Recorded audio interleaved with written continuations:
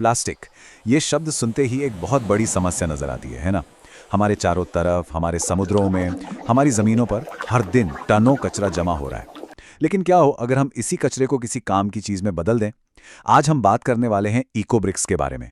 Plastic कचरे को एक शक्तिशाली संसाधन में बदलने का एक बहुत ही सरल लेकिन ज़बरदस्त तरीका। चलिए इस समस्या को अपनी रोज की जिंदगी से जोड़कर देखते हैं। ब्रेड, दूध या बिस्किट के पैकेट के बारे में सोचिए। हम इन्हें रिसाइकलिंग बिन में नहीं डाल सकते, कबाड़ी वाला भी इन्हें लेने से मना कर देता है।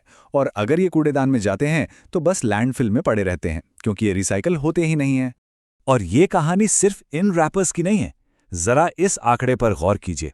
हर 1 मिनट में, जी हां, हर मिनट दुनिया भर में 10 लाख प्लास्टिक की बोतलें खरीदी जाती हैं। ये नंबर चौंकाने वाला है और ये दिखाता है कि प्लास्टिक कचरे की समस्या कितनी बड़ी है।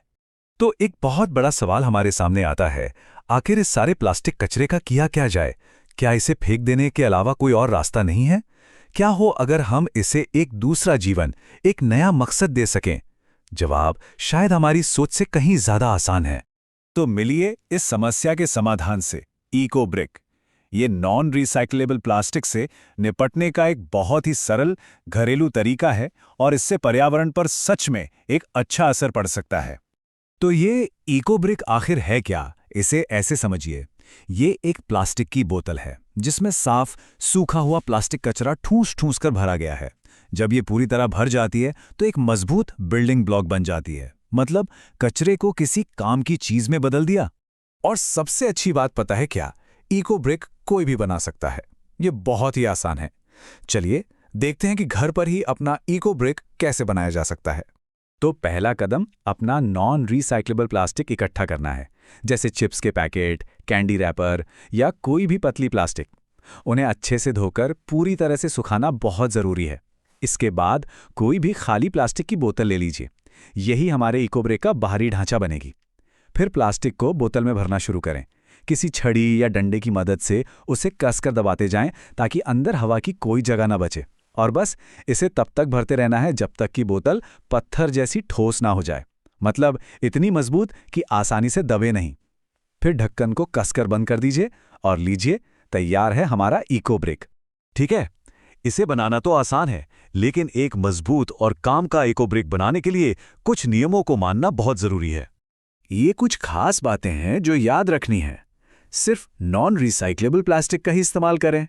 पक्का करें कि वो पूरी तरह से साफ और सूखा हो, ताकि अंदर बैक्टीरिया ना पनपें। बोतल में कांच, धातु या कोई भी गीला कचरा बिल्कुल न डालें। और सबसे जरूरी, इसे जितना हो सके उतना कसकर पैक करें।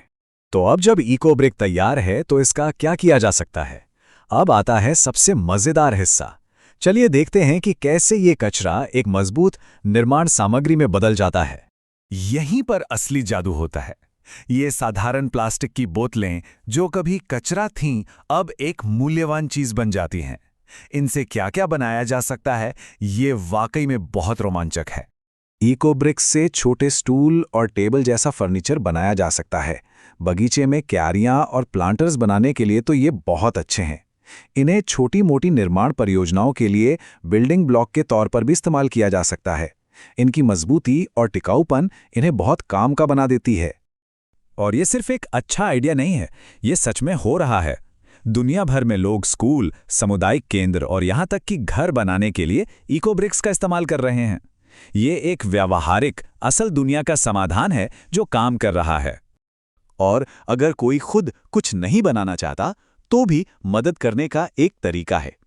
कई संगठन और सामुदायिक परियोजनाएं खुशी खुशी बने बनाए इको ब्रिक्स दान में ले लेती हैं और उन्हें बड़ी निर्माण परियोजनाओं के लिए इस्तेमाल करती हैं। अंत में ये एक विन विन सिचुएशन है। जब हम निर्माण के लिए कचरे का उपयोग करते हैं तो हम अपने लैंडफिल पर बोझ कम करते हैं, और साथ ही हम समुदायों के निर्माण के लिए एक टिकाऊ, कम लागत वाली सामग्री भी दे रहे हैं। ये एक ऐसा विकास है जो पर्यावरण को नुकसान नहीं पहुंचाता है। तो ये सब हमें सोचने पर मजबूर करता है। क्या ये मुमकिन है कि हमारी प्लास्टिक की इस बड़ी समस्या के समाधान का एक अहम हिस्सा उन्हीं बोतलों में छिपा हो जिन्हें हम हर दिन फेंक देते हैं? इको ब्रिक्स को देखकर तो लगता है कि इसका जवाब हाँ हो सकता है।